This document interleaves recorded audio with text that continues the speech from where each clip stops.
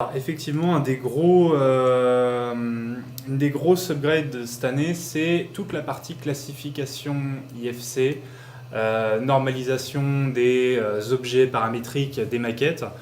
On pouvait déjà, sur Archline, rentrer des paramètres BIM dans les objets. Mais en fait, on n'avait pas exactement la main sur le type de paramètres qu'on souhaitait affecter à des portes, à des fenêtres, à des dalles, des murs, etc.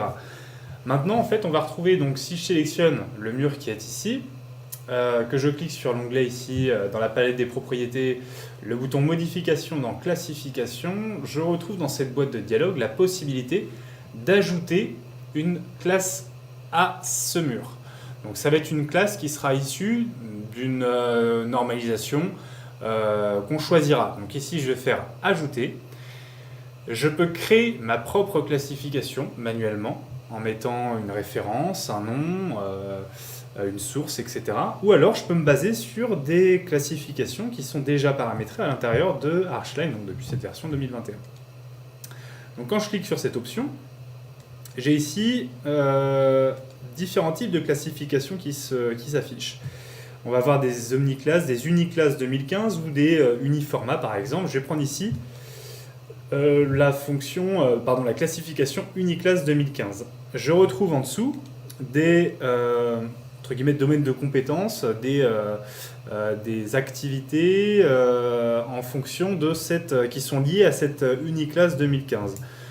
Mon mur, en l'occurrence ici, fait partie donc de la partie éléments fonctions, et je retrouve dans l'arborescence juste en dessous les différentes classes qui sont liées à cette sous-classification éléments fonctions dans la classification uniclasse 2015.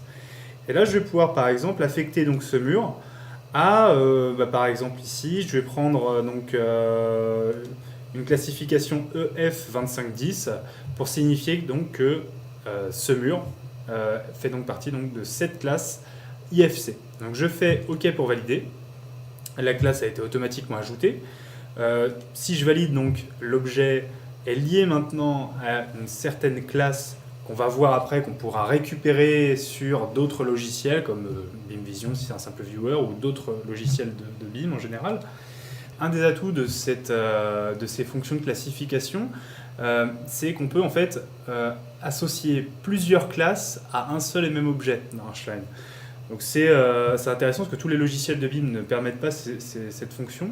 Si je retourne à l'intérieur du mur dans donc, sa classification juste ici, je peux lui rajouter une nouvelle classe, toujours à partir d'une base de données que je vais prendre ici, on va prendre l'uniclasse 2015, et je vais pouvoir par exemple ici choisir ici une autre, on va se remettre ici sur la sous-classe éléments et fonctions.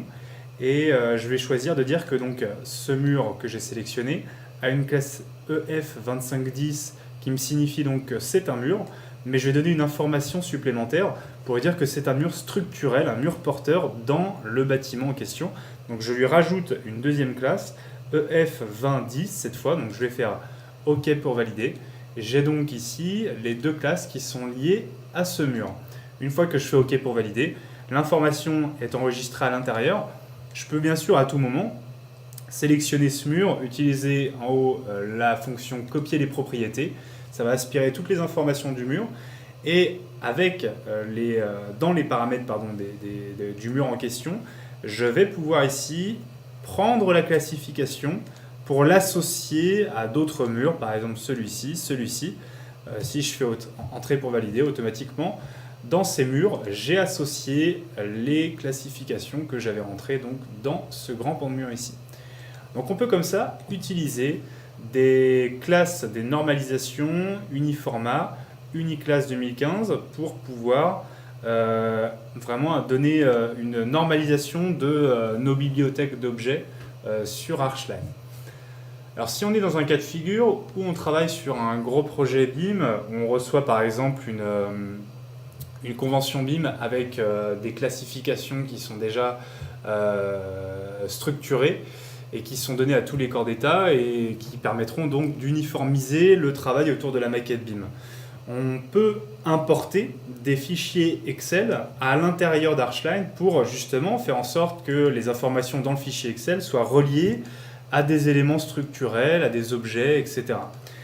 On va pour ça aller sur les réglages en bas à gauche et on va pouvoir ici aller sur l'onglet Ouvrir et enregistrer. Donc si on descend un peu avec la molette, on retrouve ici un paragraphe classification et on peut importer une nouvelle base de données. L'équivalent de l'uniformat tout à l'heure, c'est une base de données Excel en fait. Donc je vais pouvoir ici importer une base de données Excel. Donc ici par exemple, alors je vais juste simplement vous montrer à quoi ressemble cette base de données. Donc je vais simplement la rouvrir sur Excel. Donc c'est ici un simple fichier Excel avec donc toute une hiérarchie d'éléments qui sont notifiés donc sous forme de niveau ici. On va voir qu'en fait c'est toute la structure des classifications, des sous-classifications, etc. qui sont mentionnées à cet endroit-là. Pour chaque classe, on retrouve ici une référence en fait. C'est la référence qui sera associée à l'élément en fonction de si par exemple on est sur un mur porteur, un mur de fondation, etc. etc. Donc ce sont ces types de fichiers qu'on va pouvoir importer donc dans Archline 2021. Donc je vais ici importer ce fichier XLS, on me dit donc que l'importation a réussi, je fais OK. Et je retrouve donc ici alors je vais simplement ici dérouler les classifications, je retrouve ici la classification que je viens d'importer dans Archline. Et je vais retrouver ici voilà, toute la structure de la classification qui émanait donc ce fichier XLS avec donc, toutes les codifications, sous-structure, fondation, fondation standard, etc., etc. Si on voit ici par exemple comment c'est structuré, en fait c'est exactement la même chose que l'on a ici avec le niveau 3 de classification, le niveau 2, le niveau 1 et le niveau 0. On va retrouver exactement la même chose ici. Donc à partir du moment où on a cette structure, on va pouvoir, si je retourne sur le mur en question ici, si je retourne sur ces classifications, je vais pouvoir ajouter une nouvelle classe à partir d'une base de données et je vais aller chercher ici la base de données Workshop Archline 2020 dans laquelle je vais retrouver toutes les classifications qui étaient issues du fichier Excel. Et je vais pouvoir faire en sorte de dire que le mur qui est ici fait partie donc, de l'enveloppe du bâtiment, ici par exemple. Ici, moi je vais mettre ici trame structurelle par exemple, et je fais OK. Donc j'ai associé une nouvelle classe à mon mur. Alors cette classe, je peux modifier le texte à l'intérieur. On voit ici par exemple qu'on a des désignations sur les classifications EF 2510 que j'avais rentrées juste avant. On a des désignations qui sont mises ici en anglais. Je peux tout à fait ici modifier les noms.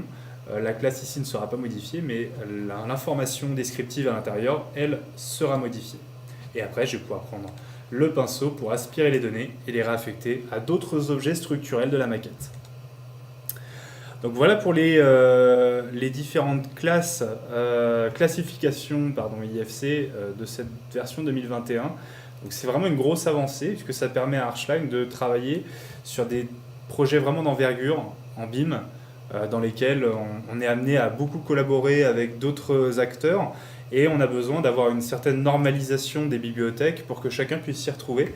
On a vraiment un besoin impératif de pouvoir hiérarchiser tous nos objets, avoir des référencements sur chacun de ces types d'objets, etc. pour que chaque corps de métier puisse identifier facilement chacun de ces objets. Donc là, si j'exporte en IFC cette maquette, je vais retrouver donc toutes les informations internes à l'intérieur des éléments ici. Donc toutes les classifications IFC vont être exportées avec la volumétrie et avec évidemment tout l'aspect paramétrique de l'objet, le nombre de composants, si on est sur des murs en ossature bois, et on va évidemment exporter tous les montants en bois, les lisses, etc. etc. évidemment.